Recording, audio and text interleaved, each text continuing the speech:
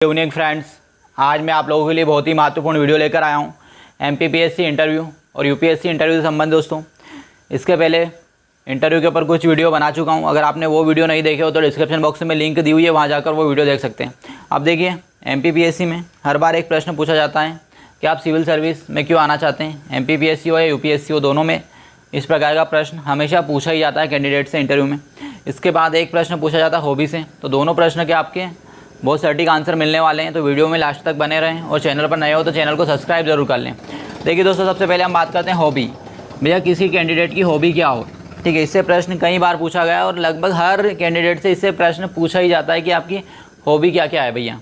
तो अब देखिए, सभी कैंडिडेट अपनी अपनी अलग अलग हॉबियाँ बताते हैं। जैसे किसी की हॉबी है क्रिकेट खेलना, किसी की हॉबी है बेसबॉल खेलना, किसी की वॉलीबॉल खेलना, या किसी की न्यूज़पेपर पढ़ना, या किसी की नई पुस्तकें पढ़ना, या किसी की हॉबी होती है नए नए क्षेत्रों में अनुसंधान करना, रिसर्च करना, ठीक है। तो सभी अपनी अलग अलग हॉबियाँ बताते हैं।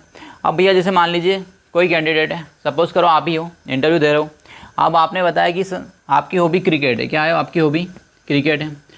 तो भैया क्रिकेट है, इससे संबंधित प्रश्न आपसे बराबर आपके इंटरव्यू में पूछे जाएंगे।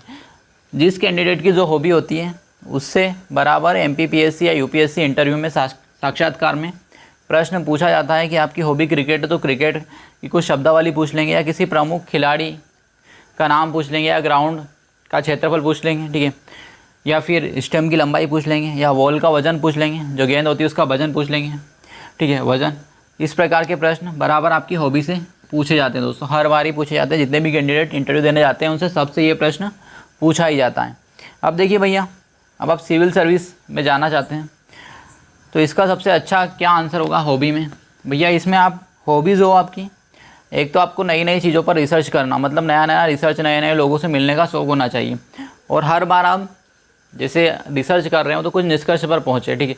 इस प्रकार का आपका सकारात्मक प्रयास होना चाहिए। जैसे सिविल सेवक बनना चाहते हैं आप, तो सिविल सेवक का क्या कार्य होता है? लोगों की समस्या का समाधान करना। मतलब आपकी जो हॉबी हो इस प्रकार की हो जिसमें आप लोगों की सहायता पर, मतलब उनकी हेल्प पर ज़्यादा फोकस करें। जैसे कि आपकी हॉबी है भैया कि जैसे किसी भी क्षेत्र में कोई समस्या है तो उसे सॉल्व करने में मुझे अच्छा लगता है, या मुझे लोगों की मदद करना बहुत अच्छा लगता है हॉबी में, ठीक है।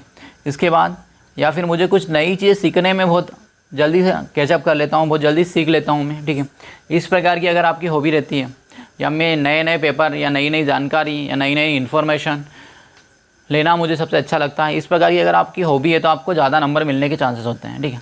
इसके बाद देखिए, या फिर कोई सृजनशील, मतलब कुछ नया इन्वेंशन किसी भी क्षेत्र में कर रहे हो आप, चाहे समाज के क्षेत्र में कर रहे हो या एजुकेशन के क्षेत्र में कर रहे हो, तो इस प्रकार की आपकी हॉबी होना चाहिए, ठीक है। इसके बाद देखिए दोस्तों, ये तो हो गया आपका हॉबी। अब हॉबी से सीधी सी बात है, अगर आपकी कोई हॉबी है तो उससे प्रश्न पूछा जाएगा और उससे संबंधित शब्दावली भी ज़रूर आपकी इंटरव्यू में पूछी ही जाना है। तो आपकी जो भी हॉबी हो, क्रिकेट, हॉकी, बेसबॉल या पुस्तक पढ़ना, तो जो नई पुस्तक लेटेस्ट प्रकाशित हुई है राइटरों की, वो उन पुस्तकों के नाम आपको याद होना चाहिए। हो सकता है कि आपसे पूछ लें कि कौन सी पुस्तक किसने लिखी है, अभी जस्ट लेटेस्ट किसी की बुक लॉन्च हुई है, ठीक है। या फिर कोई ऐसी पुस्तक है जो अभी हाल ही में बहुत ज़्यादा विवाद में रही, या कंट्रोवर्सी बहुत ज़्यादा पैदा हो गई उस पुस्तक के कारण, तो ऐसी पुस्तकों के नाम ज़रूर आप याद करके जाएँ, ठीक। और थोड़ा हो तो उसके बारे में थोड़ी सी जानकारी ले लें, थोड़ा सा पढ़ लें उसको ओवरव्यू।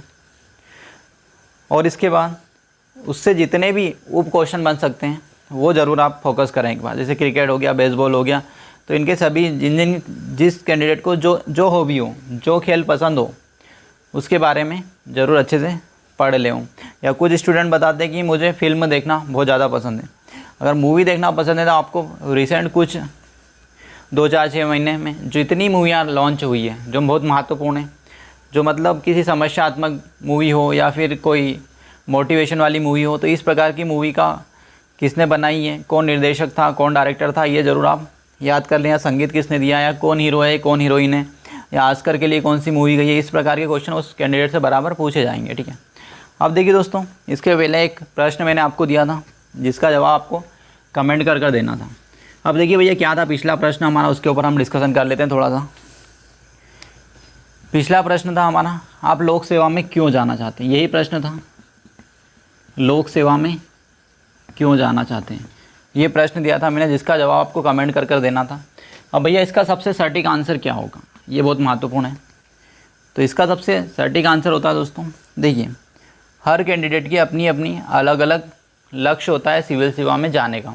तो इसका अगर आप आंसर देना चाह रहे हैं तो इसका सबसे अच्छा आंसर होता है सकारात्मक आंसर जो होता है।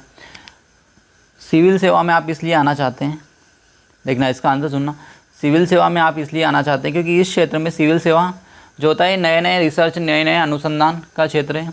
इसमें प्रतिदिन नए नए लोगों से मिलना होता है, जिसके द्वारा, और मेरा, या आप ऐसा भी ऐड कर सकते हैं कि मुझे नए नए लोगों की मदद करना अच्छा लगता है, या किसी प्रॉब्लम को सोल्व करना मुझे अच्छा लगता है, ठीक। इसलिए मैं सिविल सेवा में आना चाहता हूँ। और सिविल सेवा एक ऐसा क्षेत्र है जिसमें कई चुनौतियाँ होती है, ठीक, और उन चुनौतियों का सामना करना मुझे अच्छा लगता है। मुझे रोज़ प्रतिदिन नए नए टारगेट चाहिए, ठीक है, नई नए समस्याएँ हों ताकि मैं उनका अच्छे से सॉल्यूशन कर पाऊँ, ठीक है। इस प्रकार का आंसर देते हैं आप तो आपको नंबर अच्छे मिलेंगे। या फिर इस प्रकार से भी दे सकते हैं हम कि सिविल सेवा में डाइवर्सिटी है, ठीक है, अलग अलग क्षेत्र हैं, अलग अलग समस्याएं हैं, उनका आसानी से मैं निराकरण कर सकता हूं, इसलिए मैं सिविल सेवा में आना चाहता हूं। इसके बाद और क्या आंसर दे सकते हैं भैया? इसके अलावा एक सबसे अच्छा आंसर ये भी दे सकते हैं हम, सिविल सेवा में इसलिए आना चाहता हूँ क्योंकि मुझे लोगों की मदद करना अच्छा लगता है, ये मेरा उद्देश्य है जीवन का, इसलिए मैं सिविल सेवा में आना चाहता हूँ। क्योंकि सिविल सेवा ही एक ऐसा माध्यम है जिसके द्वारा मैं समाज के ज़्यादातर लोगों की मदद कर सकता हूँ, और जिस भी क्षेत्र में मैं रहूँगा उस क्षेत्र का ज़्यादा से ज़्यादा विकास करने का प्रयास करूँगा, ठीक है। इसलिए या मैं उस क्षेत्र को बहुत ज़्यादा डेवलप कर सकता हूँ, मेरे पास कुछ ऐसी प्लानिंग्स है, ठीक है। तो भैया लोक सेवा में इसलिए आप आना चाहते हैं, ये इसका सबसे सटीक आंसर होगा। दोस्तों आपको ये वीडियो कैसा लगा इसके लिए कमेंट करके ज़रूर बताएं, और चैनल पर नए हो तो चैनल को सब्सक्राइब जरूर करें। Thank you.